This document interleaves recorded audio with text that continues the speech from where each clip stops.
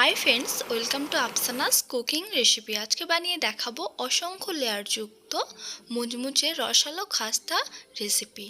বানাতে খুবই সহজ, মাত্র 1 কাপ ময়দা দিয়ে এরকম স্পেশাল রসালো এবং মুচমুচে খাস্তা বানিয়ে নিতে পারবেন খুব সহজে।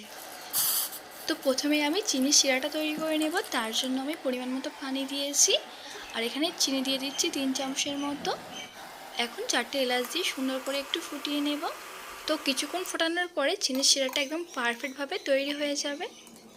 দেখতে পাচ্ছেন চিনির শিরাটা হয়ে গেছে।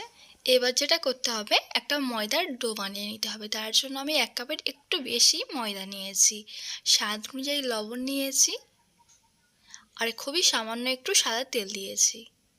দিয়ে ভালোভাবে হাত দিয়ে একটু মাখিয়ে নিতে হবে। তো এবারে কুসুম গরম পানি অল্প অল্প করে দিয়ে ময়দার ডোটা আমি সুন্দর করে বানিয়ে নেব। ময়দার ডোটা বানিয়ে নিয়েছি। এবারে উপরে একটু সাদা তেল দিয়ে দেব, 1 চামচের মতো দিয়ে একটু মেখে নেব। মেখে রেস্টে রেখে দেব 10 মিনিটের জন্য। এবারে ঘি এবং কর্নফ্লাওয়ার দিয়ে একটা মিশ্রণ বানিয়ে নেব। তার জন্য প্রথমে একটু ঘি দিয়েছি, তার মধ্যে একটু সাদা তেল দিয়েছি, একটু কর্নফ্লাওয়ার দিয়েছি 2 চামচের মতো, দিয়ে সুন্দর করে এটা মিশিয়ে নেব। তো এই মিশ্রণটা বানানো হয়ে গেছে, এক সাইডে আমি রেখে দেব। তো 10 মিনিট হয়ে গেছে। ডোটাকে এবার আমি লেচি কেটে নেব। তো এখানে আমি 5টা লেচি কেটে নেব। তো 5টা লেচি কেটে নিয়েছি, আর একটা ডো নিয়ে আমি একটু কালারিং করব এই খাস্তাটা। তার জন্য তার মধ্যে একটু ফুড কালার ইউজ করেছি। আপনারা চাইলে এটা স্কিপ করতে পারেন। 2 ফোঁটা মতো ফুড কালার দিয়েছি, দিয়ে এই ডোটাকে সুন্দর করে একটু মেখে নেব। তো দেখতে পাচ্ছেন 5টা লেচি হয়ে গেছে, আর একটা একটা করে আমি সুন্দর করে রুটির মতো পাতলা পাতলা করে বেলে নেব। তো বন্ধুরা, রুটির উপরে অল্প অল্প আটা ছিটিয়ে এভাবে করে বেলে নিতে হবে।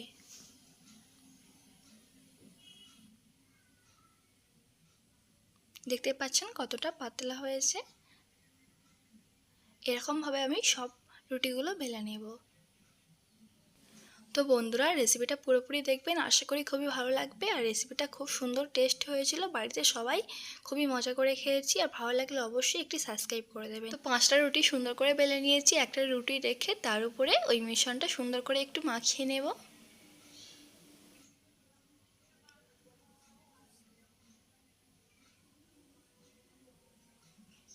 উপর থেকে একটু কর্নফ্লাওয়ার ছিটিয়ে দিচ্ছি। তার উপরে আরেকটা রুটি দিয়ে দিচ্ছি। আবারও সুন্দর করে এই মিশ্রণটা একটু মাখিয়ে নেব।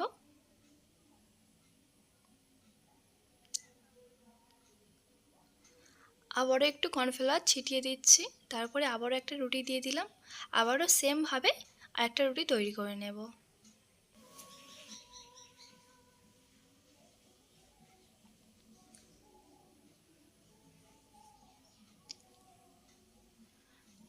তো বন্ধুরা, টোটাল আমি 5টা রুটি দিয়েছি। এবার সুন্দর করে আমি মুড়ে নেব। এভাবে করে আস্তে আস্তে করে মুড়ে নিতে হবে। উপরে একটু আমি পানি লাগিয়ে নিয়েছি যাতে এটা সিল্ড হয় সুন্দর করে। তো সাইডগুলো একটু কেটে ফেলে দিয়েছি। তো এরকম ছুরির সাহায্যে সুন্দর করে আমি কেটে নিচ্ছি।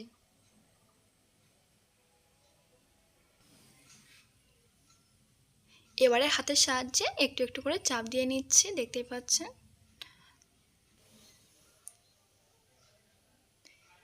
এবারে হালকা হাতে অল্প অল্প করে একটু বেলে নিতে হবে।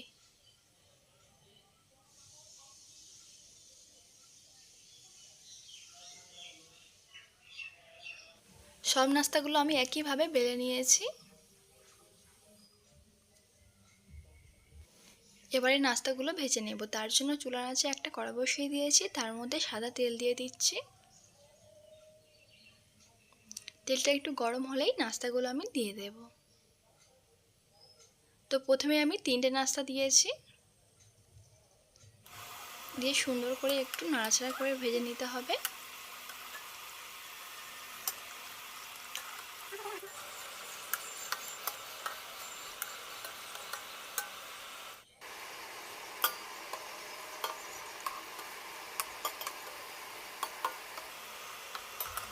প্রত্যেক নাস্তার উপরে একটু একটু করে তেল ছিটিয়ে দিচ্ছি।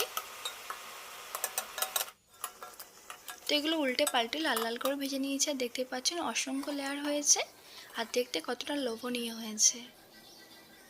এগুলো প্লেটের মধ্যে আমি তুলে নেব। নাস্তাগুলো তৈরি হয়ে গেছে, এখন চিনির শিরার মধ্যে আমি দিয়ে দেব।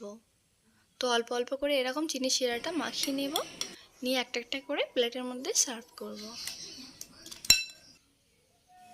তো বন্ধুরা, এই রসালো খাস্তা রেসিপিটা যে একবার খাবে সে বারবার খেতে চাইবে। আর এগুলো খুব সুন্দর টেস্টি হয়েছিল, আর কতটা মুচমুচে হয়েছে দেখতেই পাচ্ছেন। তো বন্ধুরা, রেসিপি ভালো লাগলে অবশ্যই কমেন্ট করে জানাবেন।